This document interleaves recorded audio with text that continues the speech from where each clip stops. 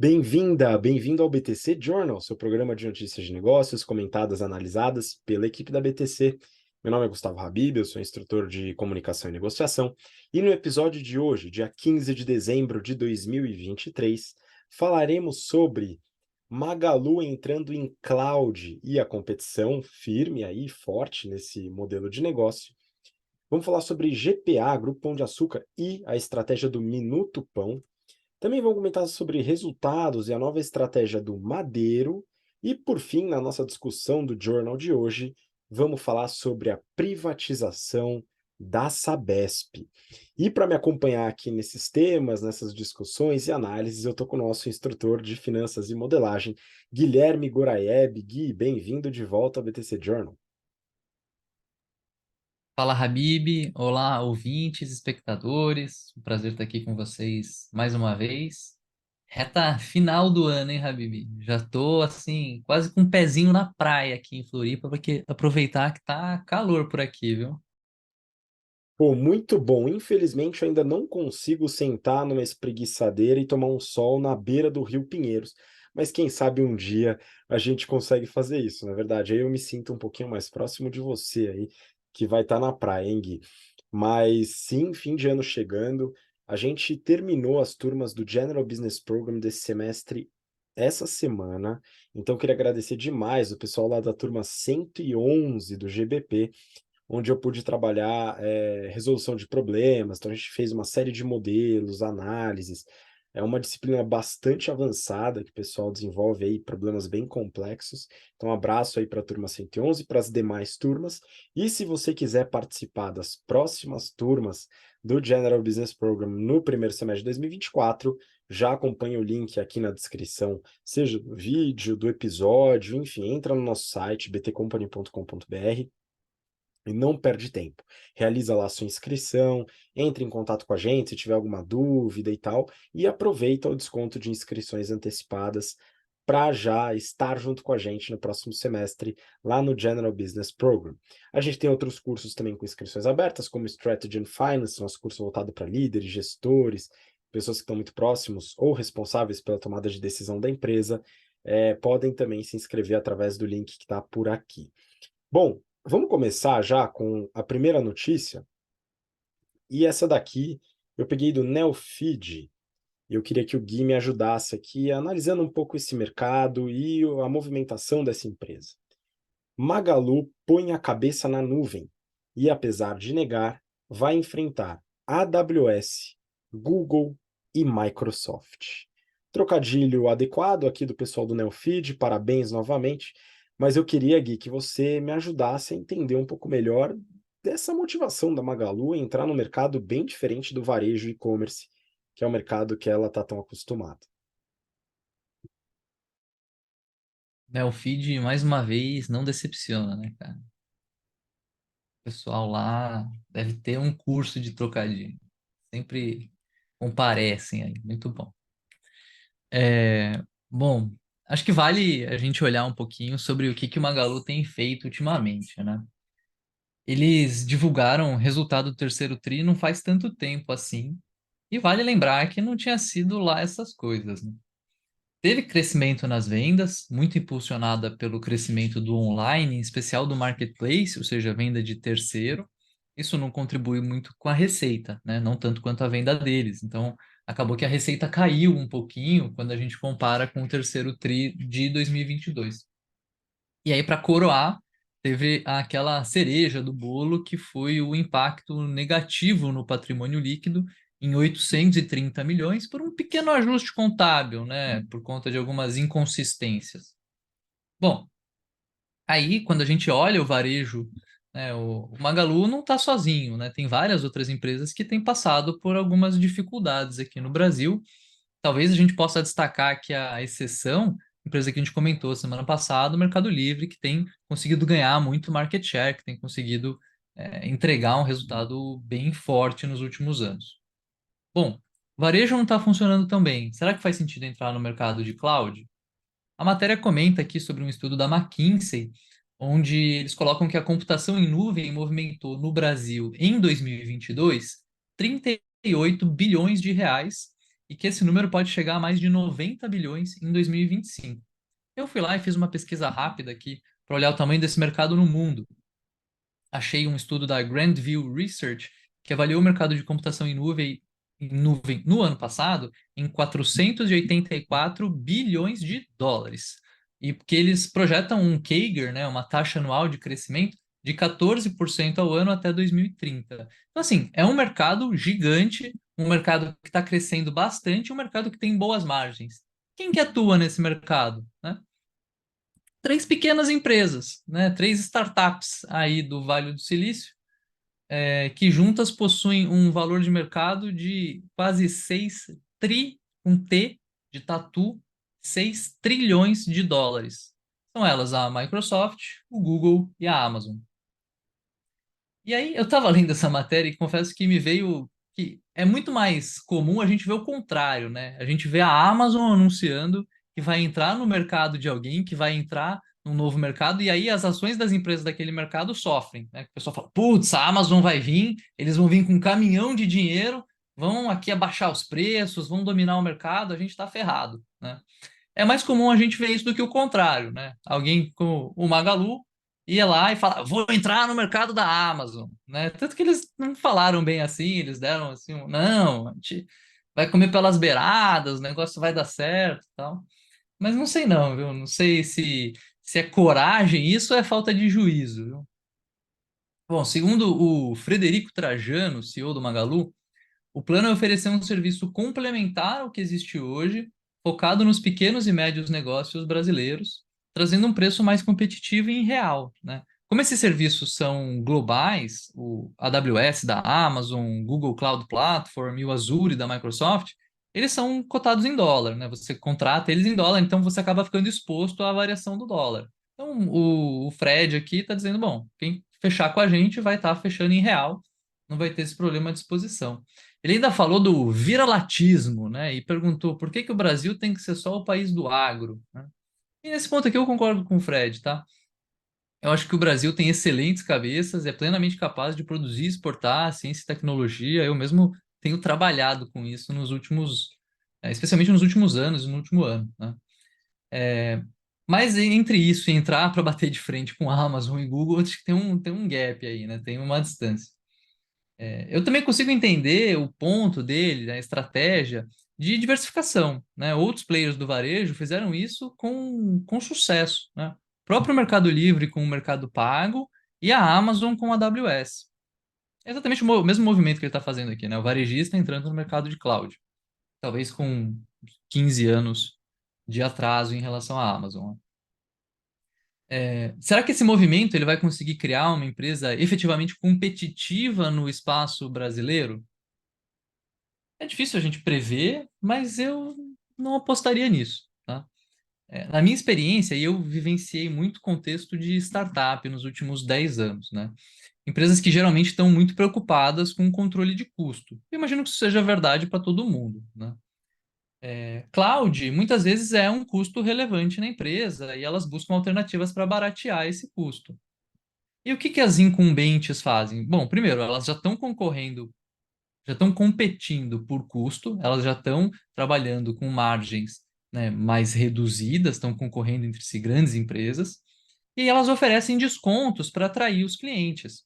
Eu já vi empresa sair de AWS e ir para Google, ou seja, trocar a Amazon pelo Google, e ficar 12 meses pagando R$ 0, né? Ficar mais 12 meses com um belo desconto. Tudo isso na conta do Google. Será que o Magazine Luiza vai ter caixa para bancar descontos monumentais como esse, assim, de olha, você vai ficar 100, 200 mil reais de desconto para você trocar o seu prestador atual para eles?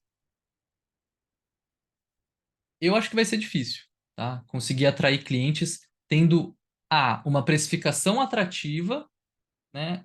B, tentando competir com esses incentivos e C, tudo isso amarrado no modelo de negócio que seja rentável. E se o modelo não for rentável, será que eles conseguem financiar esse negócio com os resultados que eles estão tendo no varejo? Cara, eu acho que não, né? O varejo do Magalu não tem nadado de braçada, né? Ah, será que eles conseguem levantar capital para investir nisso? Dado que a gente está falando de fazer CAPEX, né? Construir servidor para daí alugar o servidor. Magalu hoje está valendo menos de 10% do que a sua máxima histórica em 2020. Então também não parece um momento bem oportuno para levantar capital. Assim, dito tudo isso, eu torço para que eles consigam montar uma operação que seja rentável e que possa beneficiar tanto empresas quanto profissionais de tecnologia brasileiros. O Luiza Labs, né, aquela área de tecnologia do Magazine Luiza, é uma área super legal, super interessante. Eu já tive a oportunidade de visitar o escritório. É um lugar legal de trabalhar e são um bom exemplo de empresa brasileira trabalhando com tecnologia. Mas eu não apostaria que essa iniciativa vai dar certo, não, Habib. Acho que tem muitas dificuldades pela frente. Pois é, acho que vale até complementar. Você falou de um aspecto importante, que é justamente a atratividade de um desconto para você poder mudar de um prestador de serviço, de servidores, de cloud, para outro, como você falou do próprio Google. Mesmo se isso não ocorresse, você tem a influência do custo da mudança, do switch cost, né? Hoje você usa um determinado servidor, você tem uma equipe que está acostumada com contato, manutenção, atendimento, etc. E fazer a mudança para uma outra empresa tem um custo relevante que contribui para aumentar a barreira de entrada de novos competidores, que é o caso da Magalu. Então, além da bala na agulha que Google, Microsoft e Amazon têm para conquistar clientes e market share usando fundos próprios, tem o aspecto de que os clientes já estão muitas vezes adaptados. E a gente estava conversando antes de começar esse podcast que tem alguns clientes também que não usam esses serviços ou não usam esses serviços como sua fonte primária de manutenção de dados, mas tem os servidores próprios. Isso acontece muito com empresas de grande porte ou que têm uma sensibilidade muito grande nos dados. Também não serão clientes da Magalu Cloud. Então, eu tenho também, eu acho louvável a ideia do Fred Trajano, o time dele, de construir isso, trazer um modelo desse no Brasil. Acho interessante ele colocar o ponto viralatismo, mas é muito difícil a competição. Torço para que dê certo e torço para eu estar errado em achar que isso não vai dar certo. Bom, vamos seguir para a próxima notícia, Gui. Eu também vou querer que você me ajude aqui nessa análise. A gente vai seguir falando de varejo. É tudo bem que a Magalu Cloud em si não é varejo, mas a Magalu é uma empresa hoje de varejo. E aí a próxima notícia do Brasil Journal tem o seguinte título: GPA quer cortar 50% da alavancagem em um ano. Expansão focará no minuto pão. Então aqui a gente vai para o varejo mesmo, físico, supermercados, atacarejos, mercados de bairro, e eu queria que você desse uma analisada nessa notícia aqui. E varejo focando em vender, entregar e ter margem com o produto, né? Com o produto físico que faz parte do varejo, né? Então, um case bem diferente do anterior.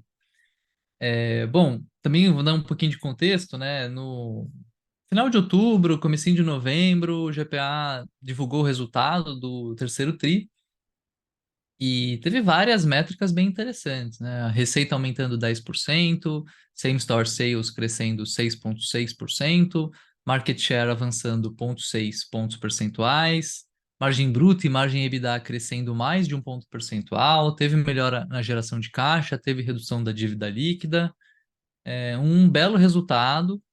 E agora, no dia 6 de dezembro, aconteceu o Investor Day do GPA, onde o CEO compartilhou mais alguns detalhes sobre o que está acontecendo e os planos para o futuro. Sobre a abertura de novas lojas, o Marcelo Pimentel, o CEO do GPA, comentou que o plano é abrir 45 delas no próximo ano, sendo a maioria no formato Minuto Pão, que é um formato de proximidade e que tem contribuído para o aumento de margem da operação. Achei curioso notar que na época da pandemia, a gente viu que a sensação do momento no varejo era o atacarejo, né? Com várias transações acontecendo, os players investindo bastante em expansão nesse formato, visando atender a necessidade de clientes que tentavam manter poder de compra numa época que a inflação estava bem elevada. Isso já mudou, né? Hoje, os players de atacarejo estão expandindo de maneira bem mais comedida. E na contramão, o GPA está investindo em lojas menores, lojas de conveniência, e que não vão ser campeã nos preços, mas que vão ter uma frequência de visitação dos clientes maior. Primeiro, porque elas estão próximas. Segundo, porque elas estão vendendo itens perecíveis.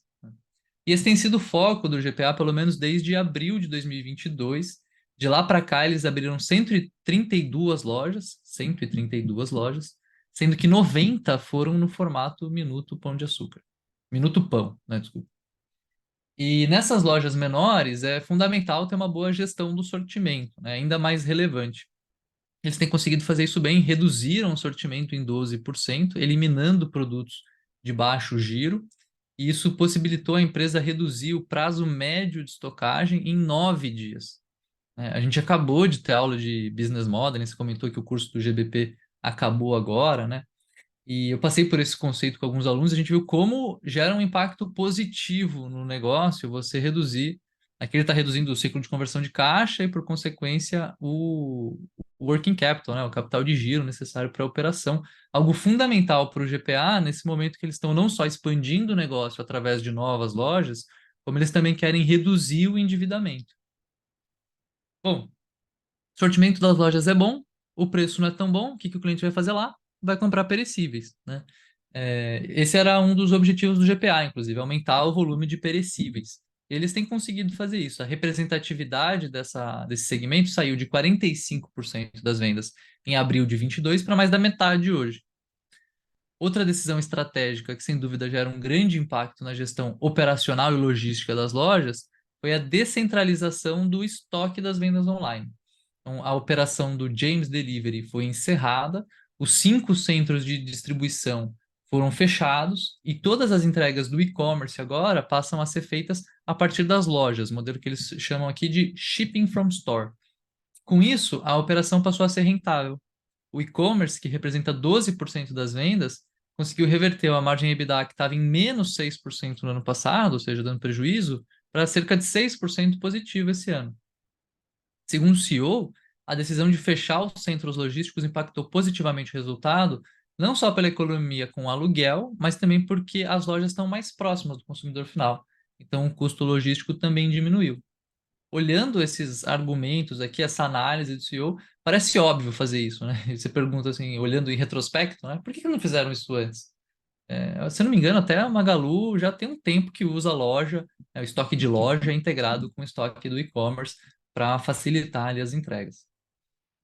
Bom, outra coisa que me chamou a atenção nessa matéria foi a importância dos perecíveis no supermercado, né? Eu fiquei pensando como é que funciona o supermercado que eu frequento, que eu gosto de frequentar aqui em Floripa, e geralmente pão está sempre no lado mais distante possível da entrada, né? Você entra no supermercado por um lado, você tem que rodar ele inteiro para chegar na padaria. Se você quiser comprar fruta, você já tem que rodar mais um tanto. Então, se você quiser pegar uma banana e um pão de forma, você tem que andar o supermercado inteiro. Então dá para ver que isso, né, faz parte ali da estratégia. Opa, Siri, fica quieta. Dá para ver que isso faz parte ali da estratégia do GPA também, né? De trazer os perecíveis, de aumentar a relevância dos perecíveis, e aí com os perecíveis tem frequência do cliente na loja, e aí com isso ele consegue acabar vendendo outras coisas que o cliente percebe que precisa, ou que, né, resolve levar quando está lá. Porque ele foi comprar o pão, foi comprar uma salada, foi comprar alguns itens que não dá para você estocar pro mês, né? Que não dá para fazer compras no atacarejo desses itens. Bom, outra coisa que o GPA está fazendo, ele está trabalhando na redução das perdas, ou seja, em reduzir a quantidade de produtos que são jogados no lixo. Saiu de 4 para 3 e eles pretendem chegar a 2%. Próximos passos. Eles vão ter em janeiro a entrada de 800 milhões de reais por conta da venda do Éxito e eles querem utilizar esse valor, assim como reduzir o CAPEX, para diminuir a alavancagem, levando o indicador dívida líquida sobre EBITDA para 1,2%. A gente comenta muito aqui no Journal, né, Habib, sobre cases de negócio que está dando errado, né? Tinha slide do WeWork aí, tem uns 10 anos parado, só esperando o negócio entrar com o pedido de RJ. Acho que aqui a gente pode estar vendo um case de sucesso da empresa que está conseguindo fazer um belo turnaround. Fica sem dúvida aí os parabéns para o CEO, o Marcelo Pimentel, do GPA. Excelente. E aqui ressaltando o comentário que você fez relacionado à melhoria operacional na otimização do prazo médio de estocagem. Ao otimizar o prazo médio de estocagem, você consegue fortalecer, reduzir o ciclo de conversão de caixa, reduzir o custo, reduzir o capital de giro, e isso ajuda a aumentar o retorno sobre o investimento deste capital investido. Então, aqui a gente tem todo um trabalho operacional que começa no estoque, termina no retorno e eventuais valores de ações, etc. Mas falando da operação, no caso do retorno. E esse é o tipo de exercício que a gente faz muito no nosso curso General Business Program. Então, se você quiser entender um pouco mais desses meandros, como o trabalho com estoque, antecipação de recebíveis, né, trabalho de negociação com fornecedores, pode ajudar lá na ponta com o retorno em relação ao investimento, dentre várias outras ações, já sabe, né, General Business Program, participe da turma 2024. Né? Você pode se dar de presente, inclusive. Aliás, né, a gente está chegando aí no Natal, eu imagino que você deve estar quebrando a cabeça, assim como eu, que presente será que eu dou para os meus pais, para minha esposa, né, para o meu irmão, e etc, etc, e você fica quebrando a cabeça e você esquece de você. O que você acha de se dar um presentinho esse ano, depois de um ano como esse, né? Nada mais justo que você pensar um pouquinho em você. O que você acha, eventualmente, de se comprar uma bela de uma camiseta para prática de esportes, com regulação térmica, proteção de raios ultravioleta, como, por exemplo, a T-shirt Sporty da Insider Store, ou uma saia midi Kyoto com tecido hidrorrepelente, para você poder fazer sucesso aí, seja nos dias frios, nos dias quentes, enfim. Ou até as meias Spectrum, que são as meias da Insider aí, que são anti-odor, né? Vai evitar aquele frescor de gorgonzola no seu pé, eventualmente. Na Insider, você encontra os melhores presentes para você mesmo, né? Além de outras pessoas. E com desconto de 12% com o cupom BTC12, você pode até se dar 2 presentes. Olha só que beleza, quem sabe você acha que merece. Né, o link está na descrição para acompanhar a loja da Insider Store. Não esquece de colocar o cupom BTC12 para garantir 12% na loja inteira. Bom, vamos seguir, Gui. Tem uma notícia aqui que eu quero dar uma analisada. Isso aqui é do Brasil Journal. Lição aprendida: Madeiro expande menos e deixa IPO em segundo plano. Pois é, parece que o pessoal do Madeiro acompanhou o BTCcast, viu, Gui? Essa reportagem é uma entrevista em vídeo com o Júnior Durski, que é fundador e presidente do Madeiro, e é aquele mesmo daquela fala desastrosa lá no início da pandemia de Covid-19. Ele comenta sobre a recuperação do Madeiro vista através dos resultados. A gente vai falar um pouquinho sobre os resultados daqui a pouquinho. Eles abriram 3 unidades nos 9 primeiros meses desse ano, e esse número já tinha sido mais de 40. O Júnior comenta que tem de 3 a 4 restaurantes para abrir em 2024, e que não é o foco, hoje, o crescimento e a expansão das lojas. O foco é sustentabilidade financeira. Ele fala da relação dívida líquida sobre EBITDA, próxima ali de 2,2, caindo bastante em relação ao que já foi. Hoje eles, segundo ele, né, estão com cerca de 880 milhões de dívida líquida, segundo o resultado é um pouquinho menos do que isso. E ele concorda que a dívida é cara, tá? Apesar de não falar isso diretamente, mas ele dá a entender nas entrelinhas. O entrevistador fez uma bela entrevista, né, com perguntas muito boas, e colocou ele um pouquinho na parede. Ele fala sobre o IPO, que é o interesse da empresa, mas o plano A mesmo é reduzir dívida e melhorar o serviço, e que eles conseguem pagar a dívida com fluxo de caixa, não tem a necessidade de captar mais recurso. Eu tenho algumas dúvidas olhando o resultado se isso é 100% real, tá? Mas a gente vai dar uma olhada juntos. Ele fala que são uma empresa de growth. Aí eu achei muito esquisito, né? Uma rede de restaurantes não tem nada de tech, né? Se falar que o totem para pagamento é tech é meio complicado, talvez forçar um pouquinho a barra. E também não é escalável, como uma empresa de tecnologia onde você captura milhares, milhões de clientes sem expandir o CAPEX. Cada nova loja depende de um investimento, seja do próprio ou seja do franqueado. Né? Uma franqueadora ela acaba tendo um pouco mais de escalabilidade, mas não acho que o conceito de growth se aplica muito a isso.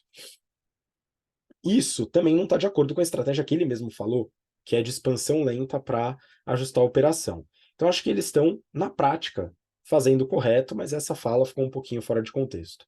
Sobre o CAPEX, os investimentos em loja, o entrevistador fez uma boa pergunta, né, falando sobre o investimento necessário para abrir uma nova loja, que era de 5,5 milhões, e agora está cerca de 4 milhões. Como que eles fizeram essa redução? Principalmente pela redução do espaço. Antes, as lojas exigiam aí 200 cadeiras. Agora, eles estão trabalhando com lojas de 130 cadeiras.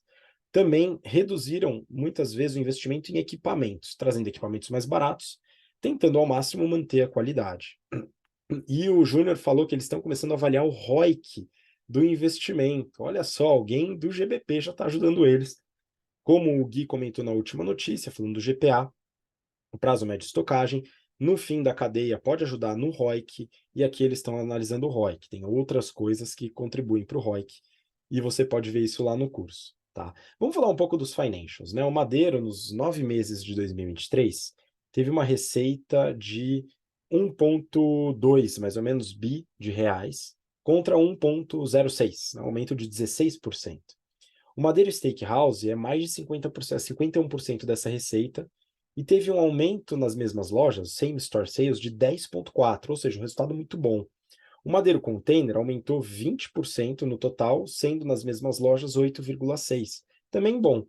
O Jerônimo já aumentou 6% no total, e o same store sales foi de 1,1%, ou seja, praticamente estagnado e um aumento real negativo, né? Então, acho que talvez o Jerônimo não faça mais tanto parte assim da estratégia de longo prazo como foco de crescimento, né? Vamos observar, mas ele ainda tem uma receita maior do que o Madeiro Container. E eu imagino que isso vai se inverter no próximo ano, tá? Aqui fica uma bola de cristal para vocês me cobrarem depois. A empresa teve lucro operacional de 130 milhões, um EBITDA de 288, que dá uma margem de 23,5%, estável em relação à margem do mesmo período de 22. E aí a gente, ao olhar o prejuízo, né, porque a empresa teve um prejuízo de 90 milhões, o que foi responsável por esse prejuízo? O resultado financeiro. Uma despesa financeira, né, o resultado total financeiro de 219 milhões negativos. Ou seja, eles ainda têm uma dívida muito grande, né, muitos juros, e isso afeta o resultado, levando ao prejuízo. A empresa gera caixa? Gera. Eles geraram nos primeiros 9 meses 168 milhões de caixa. E aí tem uma dívida líquida de 834 e uma alavancagem de 2,11. Tá? Tá gerando caixa? Tá, mas ainda numa magnitude insuficiente, na minha visão, para arcar com as dívidas. E o índice de liquidez corrente da empresa é muito ruim, né? É um índice de meio, né? Então, praticamente tem o dobro de passivo em relação aos ativos circulantes.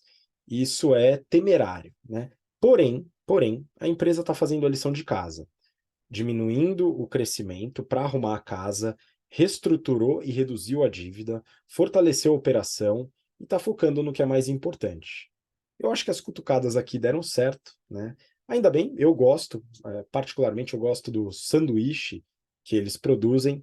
A cadeia verticalizada é interessante do ponto de vista de qualidade, garantia de qualidade, eles produzem os próprios tomates, produzem o pão, etc, etc. Isso é algo interessante. A questão é a viabilidade financeira, e eu acho que eles estão num caminho bom, né? Então, espero aí que eles consigam seguir nesse caminho de crescimento mais lento e ajustar a operação, que é importante. Bom, vamos seguir para a nossa discussão, Gui, do Journal de hoje, falando sobre um tema quente, polêmico, né? Eu peguei aqui 3 notícias para a gente situar a nossa conversa. As 3 são do Valor Econômico. Tarcísio sanciona a lei que autoriza a privatização da Sabesp. Segunda notícia. Tarcísio admite que tarifa da Sabesp vai subir, mesmo com privatização. Terceira notícia. Tarifa da Sabesp vai cair no primeiro momento da privatização e a alta futura será inferior à projeção atual, diz secretária.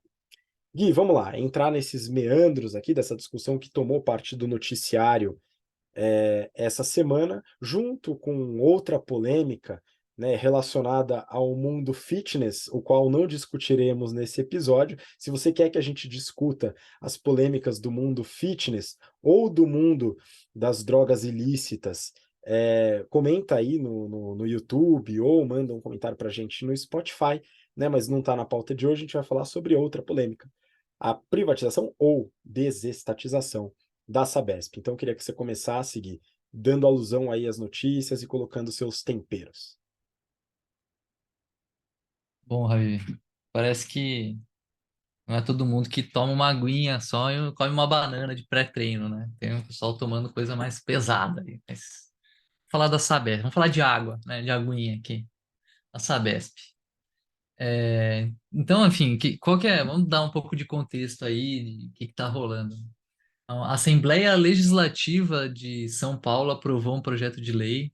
2 dias depois, o governador de São Paulo, Tarcísio, sancionou essa lei que autoriza o Estado a desestatizar a Sabesp. É, Em alguns momentos, o termo privatização é usado, mas a Sabesp ela já conta com participação privada na sua estrutura acionária, né? Então, às vezes a gente fala desestatizar ou privatizar, mas o ponto é, a Sabesp é uma empresa de economia mista. O Estado hoje tem 50,3% das ações, ou seja, é um majoritário. Inclusive, segundo o governador, ele, né, com isso ele vai deixar de ser majoritário, mas eles vão manter, se manter, o Estado vai se manter como um acionista relevante. E eles querem manter alguns direitos de veto em algumas questões, como nome, sede e objetivo social. Achei extremamente irrelevantes essas questões, né? Ah, agora quero que chame Guilherme Águas. Que é o investidor que vai ter interesse nisso, né? Acho que o único interessado aqui é o dono do imóvel onde é a sede, né? Porque ele vai garantia de que está recebendo aluguel. Outro interesse importante é de continuar atendendo os clientes, né? Então, uma sinalização importante foi do Ricardo Nunes, prefeito de São Paulo, de que pretende continuar utilizando a Sabesp após esse movimento aí de desestatização, que é extremamente relevante, dado que São Paulo é metade, quase metade da receita da Sabesp. Bom, segundo, enfim, o governo aqui, o objetivo inicial da desestatização é aumentar os investimentos e reduzir a tarifa. No começo do ano, a secretária do governo que está tocando essa privatização chegou a dizer que nada seria feito sem baixar a tarifa. Aí agora o Tarcísio falou que a tarifa vai subir menos, e aí depois a secretária veio e falou que primeiro ela vai descer, mas depois ela vai subir menos. Então, assim, a certeza é que vai ficar mais caro, isso você não tenha dúvida. E aí a gente não sabe exatamente quão mais caro que vai ficar, mas por um breve momento deve ficar um pouquinho mais barato. É, Qual que é o ponto, né? Que eles estão dizendo? Que a tarifa ela vai cair um pouco, que a privatização ou essa desestatização só vai acontecer se as projeções de aumento futuro da nova Sabesp ou da Sabesp privatizada sejam inferiores às projeções de aumento da Sabesp pública ou da Sabesp como ela é hoje. Então, tudo depende de comparar as projeções de um modelo com as projeções de outro modelo. Eu não sei se o ouvinte, o espectador aqui do Journal tem familiaridade com Excel, né? Se ele já trabalhou bastante com planilhas eletrônicas. Mas eu venho trabalhando com Excel aí pelos últimos pouco mais de 10 anos. E eu posso te dizer que o que você quiser que apareça de resultado na projeção, eu faço para você. Não importa. A única questão é, será que isso vai acontecer? Será que isso é realista? Aí são outros 500, né? Bom, segundo o governo, a necessidade de aumentar a tarifa, ela vem para poder acelerar os investimentos da empresa e conseguir atingir a meta de universalizar os serviços até 2033, conforme determina a Lei do Saneamento de 2020. Investimentos esses que pesarão na tarifa com ou sem privatização. Falando a gente já vai ter que subir. Quem sabe privatizando não sobe menos, né? Eu achei curioso isso, né? Porque a empresa ela precisa subir ela precisa investir mais. Geralmente, de onde vem o dinheiro, né? Quando uma empresa precisa fazer grandes investimentos, ele vem de uma operação rentável. Acho que você pode trazer mais detalhe, Habib, mas A operação da Sabesp eu entendo que é super rentável e que gera caixa, né? Então, a empresa tem uma operação rentável. Se a empresa tem uma operação rentável, o que que ela pode fazer com esses recursos que estão vindo do lucro do negócio? Ela pode distribuir como dividendo ou ela pode reinvestir no negócio, né? Então, se a Sabesp tem recurso, é rentável, ela poderia já fazer esses reinvestimentos. Isso não depende dela trocar de mão, né? Aí o outro ponto é, eu consigo fazer investimento, às vezes eu preciso de investir além da minha capacidade de geração de caixa do negócio. Então eu preciso de caixa externo, eu preciso pegar investimento ou pegar dívida, né? Não notei em nenhuma dessas matérias menção sobre endividamento ou sobre tomar crédito para fazer esses investimentos, algo que não implicaria em nenhuma mudança na estrutura societária da empresa. E trazer novos investimentos não passa por venda de participação de quem é acionista, né? Inclusive, a gente comenta nas aulas sobre a diferença entre oferta primária e oferta secundária, né? Então, quando a empresa ela vende um pedaço dela mesmo, ela faz uma oferta primária, você está comprando um pedaço da empresa da própria empresa, e aí o dinheiro está entrando no negócio e pode ser utilizado. Quando um acionista vende a participação dele, faz uma oferta secundária, né? Quando você vai lá na bolsa, você abre o seu aplicativo da XP e compra uma ação do Itaú, esse dinheiro não está indo para o Itaú, né? Ele está indo para quem vendeu a ação, né? Então, vender participação, seja do governo para uma entidade pública, seja do Guilherme para o Habib, para o João, para a Maria, não implica em entrar dinheiro na empresa, né? Então, a empresa poderia pagar menos dividendos para ter esses recursos, ou ela poderia levantar capital, seja com dívida, seja com, com entrada de novo sócio, mas vender a participação em si, não vejo como sendo algo necessário para a entrada de recursos para fazer o investimento, né? Então, esse é um ponto que, para mim, não está completamente entendido, né? O porquê que a privatização está sendo colocada como algo necessário para acelerar esses investimentos. Que cabe dizer que, né, é acelerar, não é fazer ou não fazer, porque o plano inicial é investir 56 bilhões até 2033 e o plano novo, né, o Excel novo, aí, o novo modelo, é 66 bilhões, ou seja, 10 bi a mais até 2029, né? Pela magnitude da empresa, me parece que é algo que ela tranquilamente conseguiria fazer, reduzindo a quantidade de dividendo que ela paga e, eventualmente, tomando um pouco de crédito, tomando, ou até fazendo uma certa oferta, né, trazendo novos investidores. Mas o investidor atual sair, para mim, não traz dinheiro para a empresa, então não ajuda a fazer mais investimento. Segundo o governador, e aí um parênteses meu, né, essa manobra com alta visibilidade política, fecha parênteses, é a primeira de muitas, né? Ele pretende privatizar ainda a empresa metropolitana de águas e energia, o trem intercidades, fazer licitação de diversas rodovias, linhas da CPTM, túnel Santos-Guarujá, a mãe, a sogra, a prima, o irmão e o papagaio. E além disso, ele pretende arrecadar mais impostos e cortar custos através do desligamento ou corte de cargos de 4.600 pessoas. A matéria ainda fala aqui que ele criticou reforma tributária, a Zona Franca de Manaus, enfim. Mas e aí, Habib, o que você me conta? Você que analisou os números da Sabesp, eles são bem rentáveis, né, cara? Bastante, viu, Gui? Vamos lá, acho que eu consigo complementar com alguns pontos bem interessantes que você trouxe aqui. Então, bom, primeiro, a Sabesp é uma empresa de economia mista, como você falou, 50,3% das ações são do estado de São Paulo, mas tem muito acionista privado já para atender. Quando a gente analisou o caso da Petrobras, a gente falou sobre o conflito de interesse existente em empresas de economia mista. O Estado ele tem como interesse prioritário acesso ao serviço, bem-estar da população, eventuais interesses estratégicos, né? No caso da Petrobras, por exemplo, o controle da cadeia de óleo e gás é um controle de um ativo estratégico do ponto de vista geopolítico, né? A água e o esgoto são, dependendo do ponto de vista, um ativo estratégico do ponto de vista sanitário, né? Os acionistas privados, por outro lado, têm como principal interesse o retorno do investimento, como deveria ser, tá? Na minha opinião. ou seja, a otimização das operações e a geração de caixa. Esses interesses, em muitos cenários, eles são conflitantes, né? Esse é um ponto negativo que a gente coloca relacionado a empresas de economia mista. Ao reduzir a participação do Estado, o discurso é de que, ao perseguir os interesses do acionista privado, ou seja, ao reduzir esse conflito de interesse, buscando o interesse dos acionistas privados majoritariamente, o serviço automaticamente melhorará, né? Assim como as possibilidades de redução de tarifa.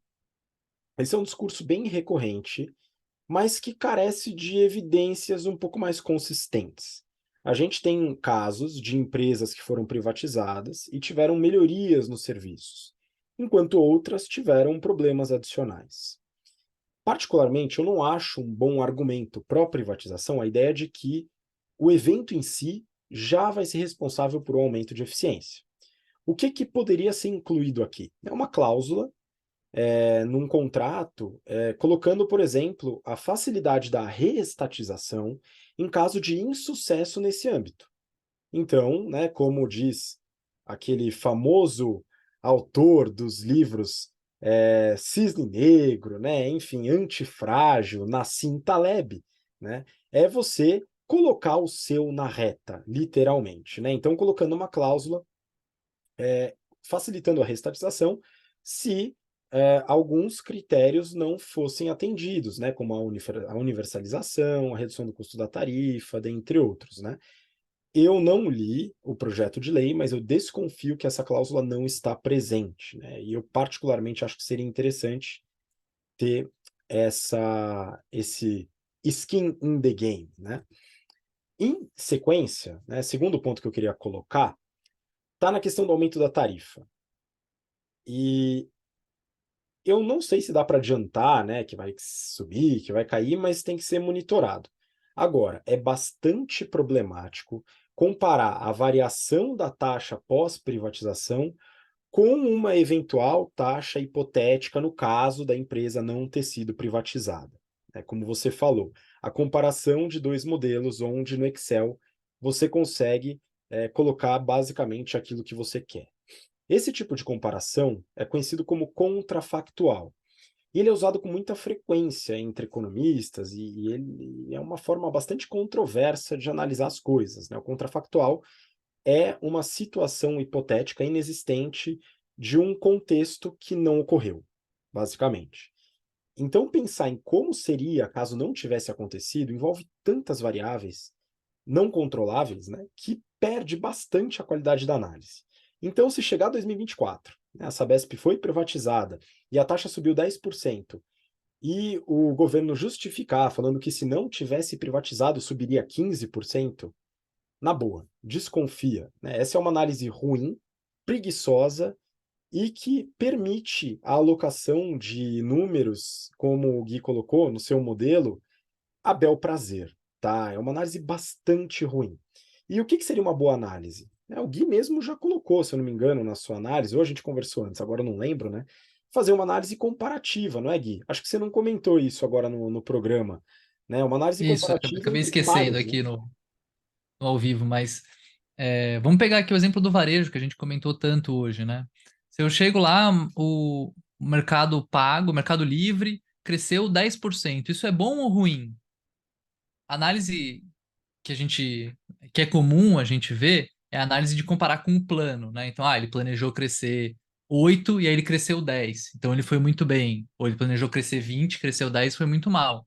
Mas eu acho que essa não é a melhor análise, a gente comparar com o plano, né? Tipo, o que que me interessa o Excel que eu fiz um ano atrás? Interessa eu olhar o mercado e ver, quanto que cresceu os concorrentes? Se o Magazine Luiza cresceu 5 e o Mercado Livre cresceu 10, o Mercado Livre foi bem. Se o Magazine Luiza cresceu 50 e o Mercado Livre cresceu 10, esse ano foi horroroso para eles, né? Então, como que a tarifa de água vai evoluir em relação à tarifa de água de outros lugares, né? A gente viu o Rio de Janeiro recentemente, também passou por um processo parecido e teve alguns problemas, né? Teve água com qualidade que não estava tão legal e teve acho que, alguns aumentos, né? Se a gente comparasse o valor dos aumentos de São Paulo com o valor do aumento da água em outras cidades do Brasil, a gente meio que nivelaria isso, né? Todo mundo está jogando o mesmo jogo, no mesmo ano, com as mesmas condições climáticas, e aí daria para meio que corrigir. Se a água no Brasil está subindo 10% e em São Paulo está subindo 15%,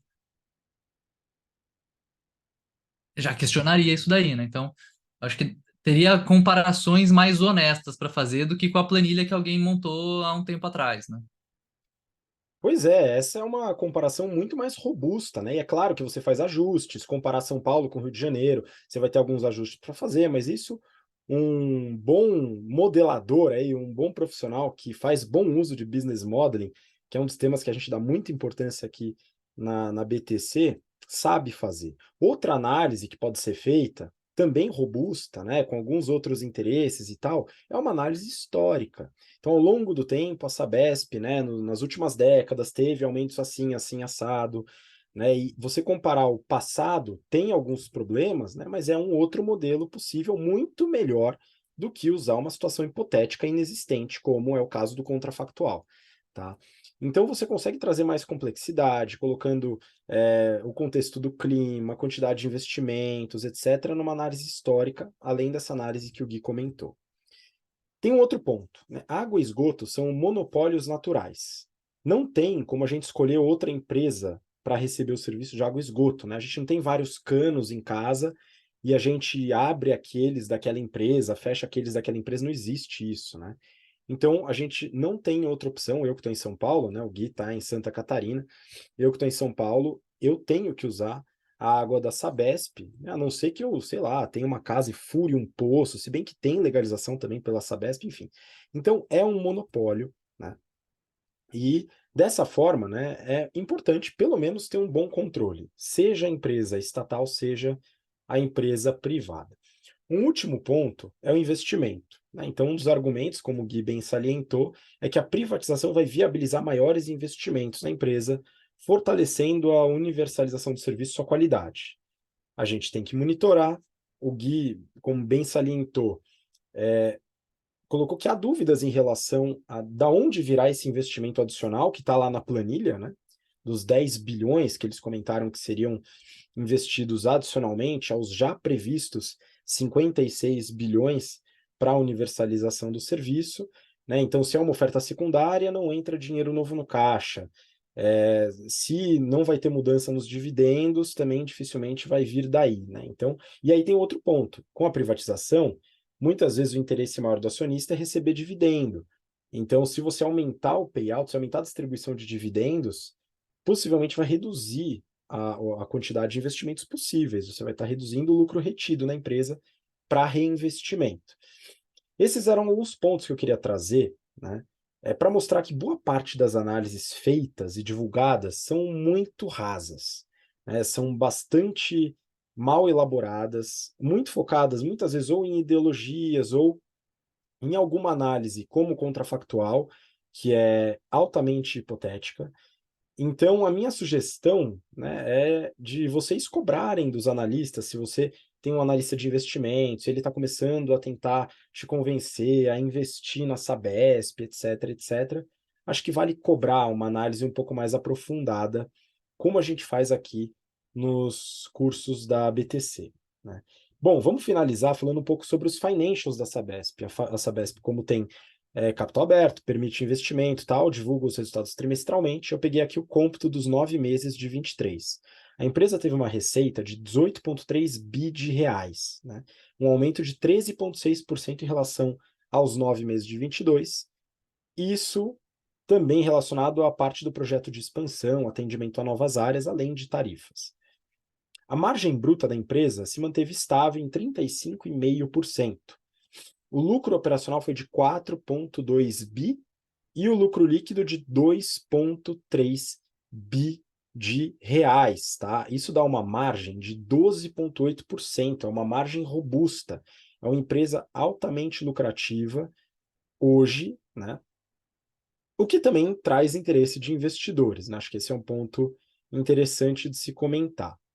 Geração de caixa, a empresa gera caixa, muito caixa, 3 bi de caixa gerado nesse período, talvez não suficientes para arcar com todo o investimento necessário para cumprir a lei da universalização do saneamento até 2033, né, mas teria que arcar com outros recursos de qualquer maneira, né? Então a empresa é altamente geradora de caixa, bastante sustentável financeiramente, e aí, né, fica a dúvida se ela seguirá sendo assim, se ela vai melhorar.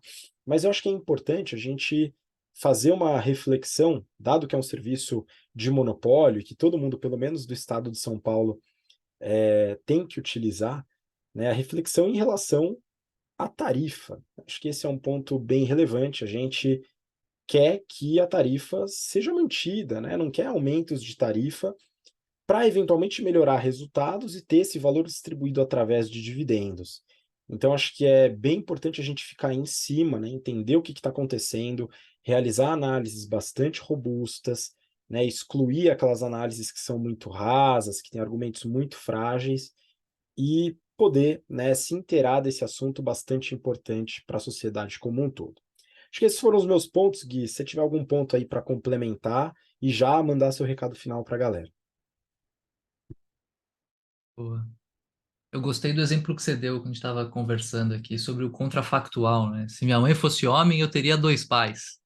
É um bom exemplo de como pode vir qualquer coisa absurda quando a gente está no C, né? Eu também não gosto muito do mundo do C ali, né? Enfim, né? Tem um meme de um cara italiano que é muito bom. A mulher tá fazendo uma receita, ele vai lá, ela fala: Ah, se a gente colocasse tal ingrediente, ficaria desse outro jeito, ficaria parecendo uma outra coisa aqui. Ele fala: Pô, se a minha avó tivesse roda, ela. If my grandmother had wheels, she would have been a train. Se ela tivesse roda, ela seria um trem. Tipo, não sei, qualquer coisa vale, né, cara? Tipo, mundo da imaginação, dane-se, né? Então, enfim, acho bom a gente pontuar assim, a falta de conexão com a realidade que esse tipo de análise pode ter. E, enfim, acho que na Sabesp a gente já comentou bem, de fato, um ponto de atenção, especialmente pela questão do monopólio e da ausência de escolha, né? Então, você como cliente não pode escolher outro. Então, dado que você está pagando caro por isso, seria interessante ter alguém olhando pelos seus interesses, né? O que talvez você não vá ter pós esse movimento. Então, boa sorte para você, morador do estado de São Paulo. E fica aqui o meu abraço. Foi um prazer estar aqui conversando contigo, conversando com vocês. Quem quiser trazer ideias aí também, quiser comentar, fiquem à vontade para comentar nos vídeos. E fico por aqui. Até semana que vem. Pô, muito obrigado, Gui, pela colaboração, pelas análises de sempre. E também, né, reforço aí a ideia de você comentar, trazer ideias de temas para a gente discutir aqui, que às vezes falta um pouco de criatividade da nossa parte, hein, pessoal? Então ajuda a gente a munir os temas do BTC Journal, comentando no YouTube. Se estiver no YouTube, já curte o canal, se inscreve, etc., curte o vídeo. E eu espero que a gente possa se ver na próxima semana para mais um episódio do BTC Journal. Um grande abraço, até lá. Tchau, tchau.